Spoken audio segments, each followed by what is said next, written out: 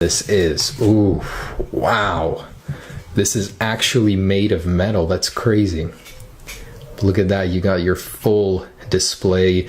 So this one doesn't account for the cutouts up top, but it does have the buttons on the sides.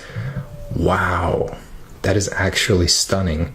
So an actual metal Apple logo here and a one-to-one camera up top. Holy crap, this thing is actually incredibly detailed. So all of the buttons themselves are chamfered on the edges. The power button is longer as it was rumored to be, and the placement is a little bit lower. So holding the iPhone 7, it's pretty comfortable.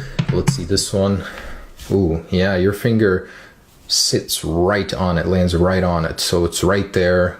Quite good. Thickness wise, we will definitely need to test the thickness of it, but it feels like a very, very comfortable device to hold.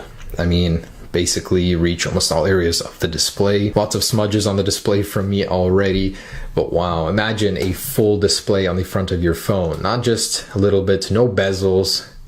That's crazy. It is a little bit wider though than the iPhone 7, so it's gonna sit a little wider in your hand, but that shouldn't be a problem. On this side, you can see orientation is pretty familiar with the buttons. It's this lens over here that's massive. It's even bigger than the pluses. So as you can see, it's a little bit taller, a little bit wider. Wow. And the flash sits right in the middle. I'm very curious about how the flash will actually impact the photos. I really hope not negatively. I'm sure Apple will figure that out, but they put the microphone right in there because this will be a glass back on the iPhone, and to put another hole into it for a microphone would not be good for the durability. So I'm sure that's why they placed it into the lens up there. The Apple logo mounted a little bit lower now, but cool. It feels amazing. It's got a nice heft to it. So this is actually a metal and glass model. I cannot believe they actually shipped me one with this high of quality materials. That looks really cool. So let's go ahead and take a look at the case. Pop it into there, see how it fits. And yes, go. As you can see, they do have this case here. There is no big button for your fingerprint cut out. And as you can see, that fits perfectly right there.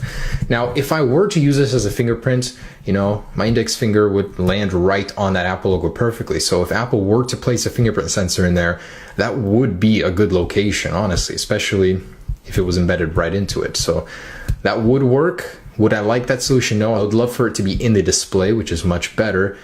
But there it is, very comfortable. Compared to my iPhone 7 Plus, it's a lot easier to hold and manage with one hand, not as wide, but you get a bigger display as well.